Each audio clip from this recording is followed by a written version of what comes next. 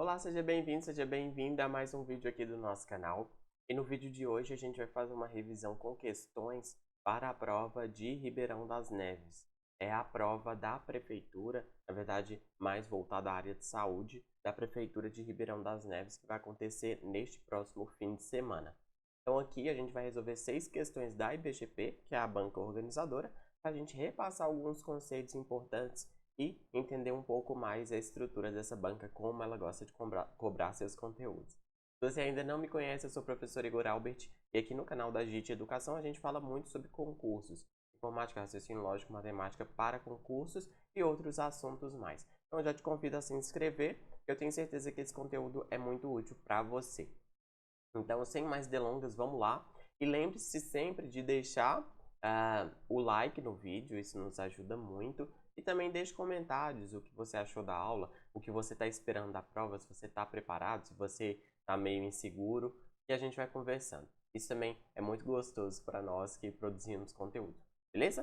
Então vamos lá? Bem, primeira questão. A PBH, a fim de realizar a fiscalização da execução de 2 obras em logradouro público em locais diferentes, deslocará 2 equipes, cada uma delas composta por um fiscal de controle urbanístico e ambiental, um agente municipal da secretaria e 2 guardas municipais. Então, veja, eles vão deslocar 2 equipes, isso é importante, tá? E dispõe desses funcionários. Aliás, desculpa, eles precisam de uma equipe com um funcionário de controle urbanístico, um fiscal, né, um agente e 2 guardas. Estão disponíveis para a formação dessa equipe 3 fiscais de controle urbanístico e ambiental, 4 agentes municipais da secretaria e 6 guardas municipais. Beleza? Então vamos lá. Assinale a alternativa que apresenta corretamente a quantidade de jeitos de se montar as 2 equipes. Então, primeiro, eu vou ver de quantas formas eu consigo montar a equipe 1.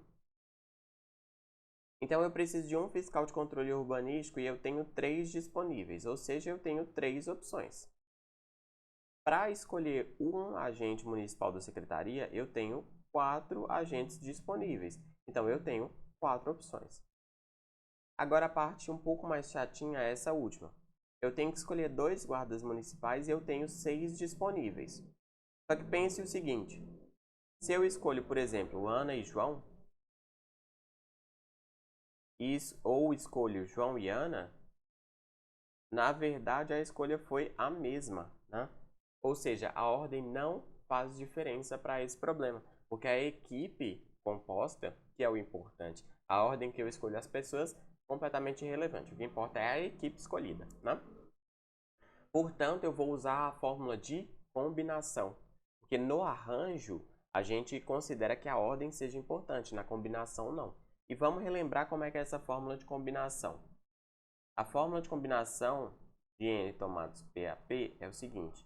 É n fatorial dividido por p fatorial, multiplicado aqui embaixo por n menos p fatorial. O que é n?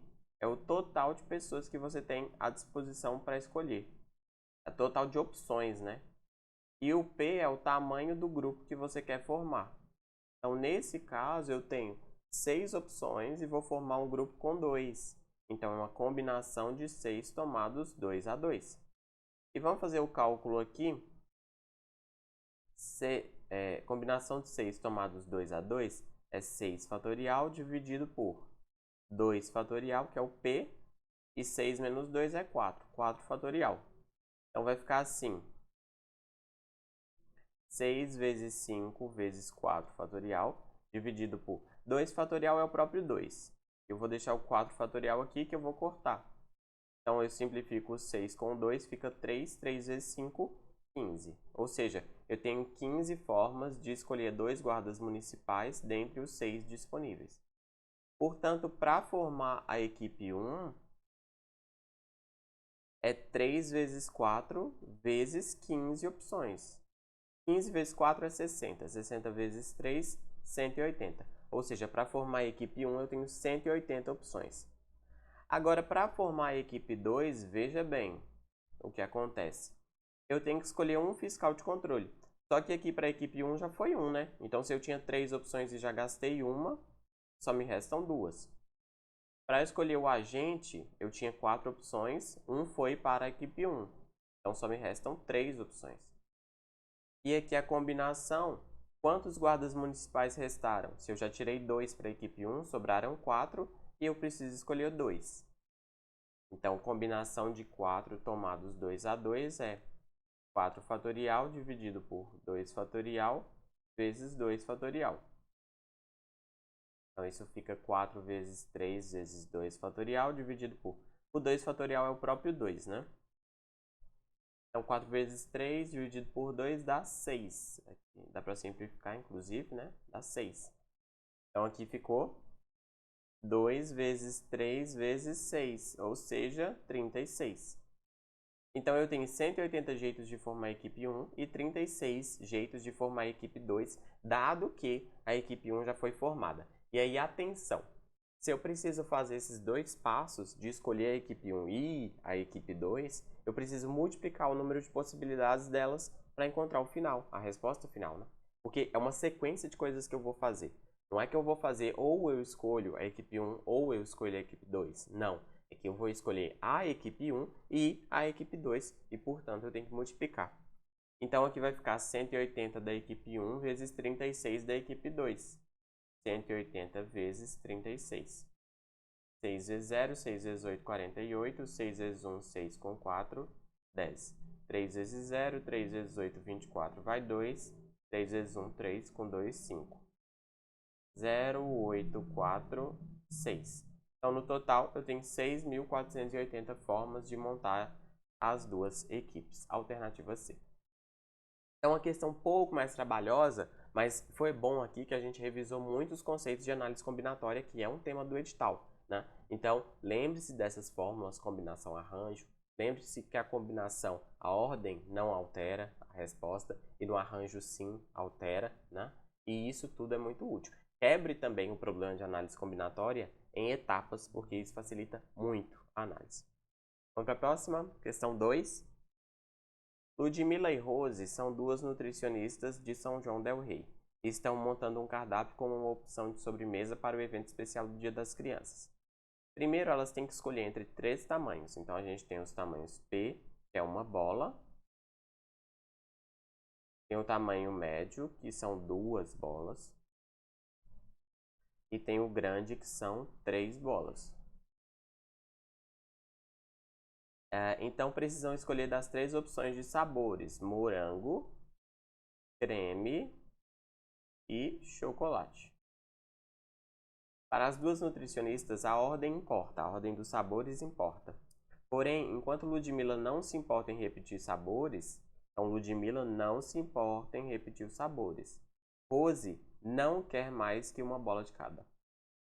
Então, Rose não permite que sabores sejam repetidos, né? Com base nessas informações, é correto afirmar que o número de opções a mais que Ludmila tem, se comparados ao de Rose, é D.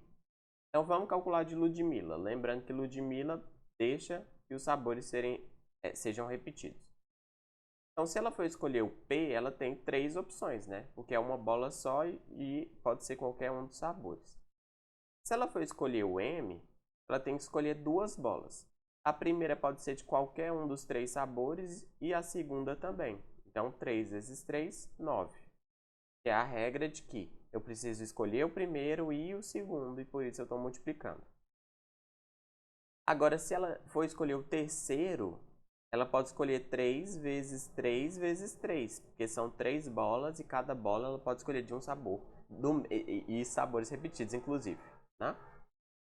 Então, 3 vezes 3, 9, vezes 3, 27. E agora eu vou somar o número de possibilidades que ela tem de escolher essas 3 formas. Por que somar, Igor? Porque ou ela escolhe P, ou ela escolhe M, ou ela escolhe G. Não tem como ela escolher as 3 ao mesmo tempo, né? Então, por isso eu vou somar. 27 mais 3, 30. 30 mais 9, 39. Agora vamos olhar para a Rose. A Rose, ela não permite que os sabores sejam repetidos. Então, se for P, ela tem 3 opções, né? Porque é uma bola só e pode ser qualquer um dos sabores. Se for M, ela tem que escolher o primeiro sabor de um dos 3 e o segundo ela só vai ter 2 opções porque ela não quer repetir o primeiro sabor. Então, ela vai ter 6 opções. E o tamanho grande? Ela pode escolher a primeira bola de 3 formas diferentes, a segunda de 2 formas diferentes e a última só vai sobrar um sabor, né? Porque ela não quer que os sabores sejam repetidos. Então, os que já foram, você desconsidera. Portanto, vai ficar 6. Somando tudo, fica 15. Então, a diferença, né? O número de opções a mais que Ludmilla tem é 39 menos 15, que dá 24. Ou seja, Ludmilla tem 24 opções a mais que Rose, alternativa D de dado. Beleza? Então, mais uma questão de análise combinatória para a gente fixar aqui bem a forma de raciocinar nesse tipo de problema, como você precisa quebrar o problema. Então, se aparecer questão de análise combinatória na prova, eu tenho certeza que você já vai acertar. Beleza? Vamos para a questão 3. Considere, esqueçam esse questão 11 aqui na frente, tá? Considere a sequência numérica a seguir na qual cada quadradinho da fita retangular é numerado com os números naturais a partir de 1 até um determinado número, conforme a figura ilustrativa a seguir. Sabe-se que todos os quadradinhos têm um formato idêntico. Ao dobrarmos essa fita ao meio, o quadradinho que contém o número 6 fica exatamente em cima do quadradinho do número 19. Ou seja, quando eu dobro no meio, o 6 fica emparelhado com o 19. Determine quantos são os quadradinhos totais dessa fita. Galera, é o seguinte, quando você tem a fita, né, e você dobra ela ao meio, o que acontece?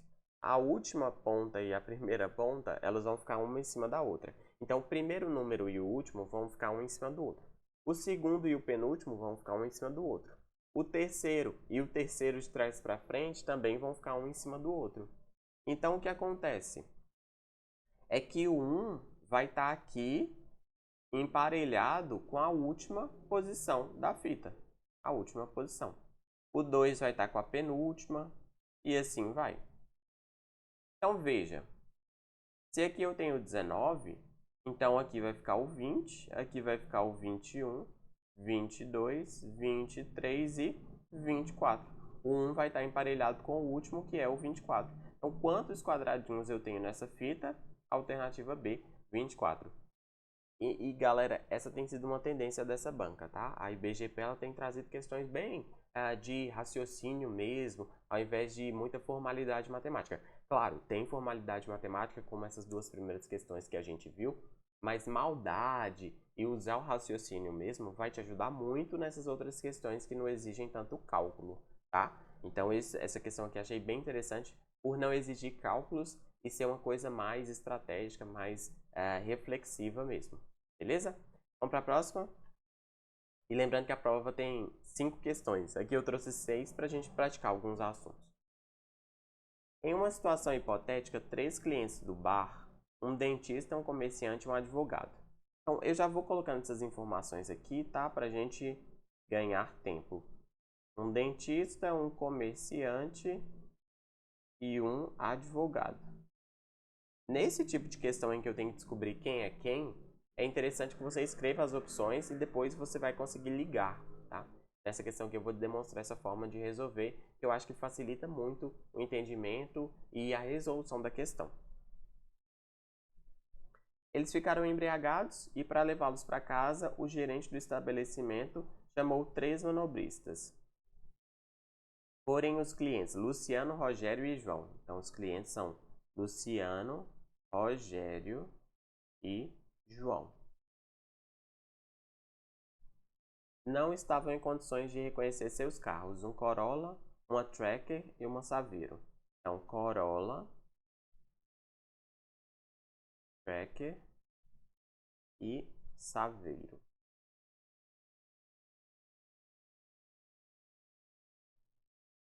Um dos carros era preto, o outro cinza e o terceiro branco. Então, preto, cinza e branco.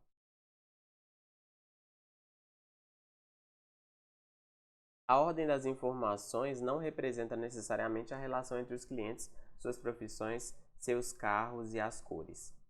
Sabe-se que o Corolla cinza não é de João e pertence ao comerciante. Opa, o Corolla é qual cor? Cinza. Opa, voltei muito. O Corolla é cinza. Ele não é de João e pertence ao comerciante. Então, ele pertence ao comerciante. E eu sei que não é de João, o Corolla, tá? Não é. Rogério, que não é dentista, tem um carro branco. Opa, o que eu consigo inferir? Rogério, ele não tem um carro branco, tá? Aliás, ele tem um carro branco, desculpa, ele tem um carro branco. Se ele tem um carro branco e o Corolla é cinza, o Corolla não é do Rogério, né? Então, isso aí eu já consigo inferir. Ele tem um carro branco e não é a Saveiro. Opa, se não é a Saveiro e o Corolla é cinza, então, na verdade, o carro branco vai ser o Tracker, que vai ser do Rogério. E aqui falou que ele não é dentista. Se ele não é dentista, a única opção que sobrou para ele é advogado. Por quê? Porque o comerciante tem um carro Corolla cinza, né? E aí, quem é o João? O João é o dentista. Ele tem uma Saveiro, e essa Saveiro é preta. Pronto, finalizamos. E galera, cuidado, porque tem algumas questões que a gente não vai conseguir identificar todas as informações. O quem é quem, qual carro é de quem. Mas nessa aqui a gente conseguiu, tá? Mas olhe para a pergunta, porque talvez na pergunta você, com um desenho que você já fez inicialmente, você já consegue resolver, beleza? Mas veja que organizar o pensamento dessa forma aqui facilita muito, porque eu consigo ligar os pontos. Sendo assim, é possível concluir corretamente que o Corolla é cinza e de Rogério. Não, o Corolla é de, Luciano. Né? Eu não marquei aqui, mas ele é do Luciano. A Tracker é do Luciano. Não, o Luciano tem um Corolla, né? A gente acabou de ver. A Saveiro não é branca e é de Rogério. A Saveiro é preta e é do João. Então, errado aqui, não é de Rogério. A Saveiro não é cinza, ela é preta, a gente acabou de ver. E pertence ao dentista. Perfeito, pertence ao João, que é dentista. Então, correto, alternativa D de dado. Beleza? Cuidado, então, só reforçando, muitas vezes a gente não vai conseguir todas as informações a partir da leitura do enunciado e isso não vai fazer diferença para a gente conseguir achar a resposta correta. Então, olha para a pergunta e veja o que você de fato precisa para você não gastar muito tempo numa questão que você muitas vezes já até resolveu, tá? Questão 5, penúltima de hoje. Agora, uma tendência também da IBGP tem sido colocar enunciados bem grandes, tá? Bem extensos mesmo. Isso cansa o candidato, inclusive. As crianças de uma escola municipal de Uberaba, após participarem de aula sobre lógica, resolveram inventar uma brincadeira para se divertirem, enquanto tentavam fixar os conceitos apresentados. Assim, dividiam-se em grupos. Cada grupo, em um tempo pré-determinado, criava uma sequência lógica, poderia ser de números, figuras, etc., e desafiava os outros grupos a descobrirem o padrão utilizado na sequência. Se os grupos desafiados não conseguissem descobrir, o grupo desafiante marcava ponto e cedia a vez a outro grupo desafiante, e passava a ser parte dos grupos desafiados. Em certo dia, um dos grupos desafiou os demais com a sequência 325, 321, 317, por aí vai. Mas veja aqui nessa sequência que a gente está sempre subtraindo 4, né? Tiro 4, tiro 4, tiro 4 e por aí vai. Considerando a sequência apresentada, pode-se afirmar corretamente que, mantido o padrão de formação, o menor número não negativo será... Opa, galera, o que acontece? Eu estou fazendo várias subtrações por 4. E o que a divisão é? A divisão é justamente a gente perguntar quantas subtrações dá para fazer em um determinado número. Então, vamos fazer a divisão por 4 do número inicial da sequência, ou do último, tanto faz, e olhar para o resto. Porque o resto quer dizer que aquela parte ali não dá mais para dividir e é onde a gente vai parar, tá? Então, vamos lá. 325 dividido por 4... 8 vezes 4, 32, sobra 0, desce o 5. 5 por 4 dá 1, sobra 1. Esse é o resto da divisão. Então, o que essa divisão representa para a gente? quantidade de vezes que a gente consegue subtrair.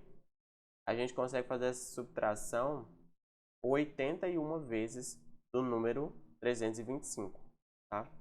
E no final a gente vai ter o resto 1, por quê? Porque não tem como dividir 1 por 4 de forma inteira, né? Ou seja, o número que a gente vai parar antes desse ficar negativo vai ser 1. Porque depois que eu subtrair 4 de novo, aí ele já vem para menos 3, tá? Beleza? Portanto, a alternativa correta é a alternativa B de bola. E a última para fechar aqui hoje. Em uma situação hipotética, 4 amigos, Patrick, Raul, Fernando e Juan, que visitavam Uberaba, conheceram algumas garotas numa balada. Juan, o mais sério e já comprometido, teve a incumbência de apresentar seus outros 3 amigos para as garotas. Ele então disse: 2 dos meus amigos bebem e sempre mentem, e o outro deles não bebe e sempre fala a verdade. E apresentação, né, para as garotas lá. Ah, eu tenho 2 amigos mentirosos. Fica com eles. Não vai funcionar, né? Mas enfim. Então, a gente sabe que quem bebe aqui nesse problema sempre mente. E quem não bebe fala a verdade. Verdade. Beleza? Patrick retrucou dizendo: Raul não bebe. Opa, a gente tem 2 possibilidades para o Patrick. Ou ele está falando a verdade, ou ele está falando algo falso. Né?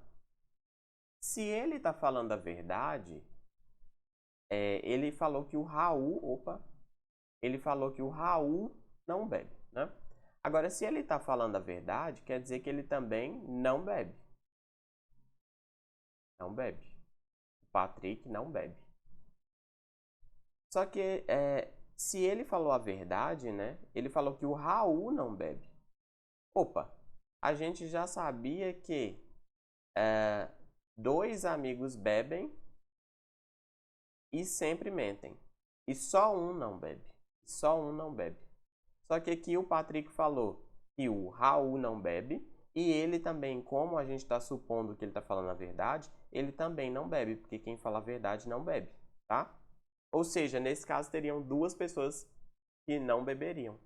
E isso está errado, de acordo com a informação que o Juan passou. E o Juan está falando a verdade, né? Porque ele não está na brincadeira, ele só está apresentando os amigos. Então, o que o Patrick falou não pode ser verdade, porque a gente entrou em uma contradição de encontrar 2 pessoas que não bebem. E isso é falso. Então, o Patrick, ele obrigatoriamente tem que falar algo falso. Só que se ele falou algo falso, então o que ele falou a gente tem que negar, né? Raul não bebe.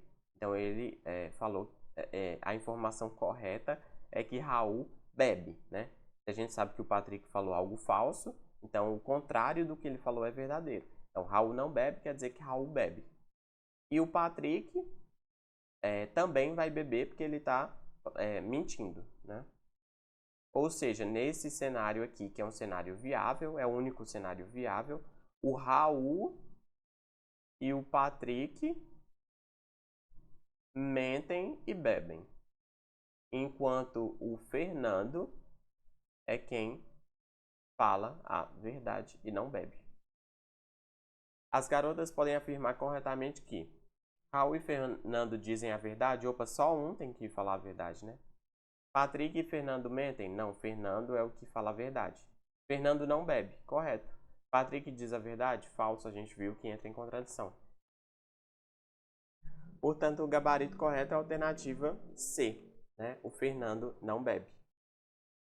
Galera, então eram essas as questões que eu tinha para hoje. Eu espero que isso tenha ajudado você de alguma forma. Se ajudou, deixa o like, deixa um comentário, isso tudo é muito importante pra gente. E esses tópicos que a gente abordou aqui hoje são todos tópicos do seu edital. Então, prepare-se com essas questões que elas podem ser úteis para você. No mais, te desejo sorte, te desejo sucesso. Espero que corra tudo bem lá. E depois volte para nos contar também como foi a prova. No mais, muito obrigado. Espero ver você em breve. Até logo e falou!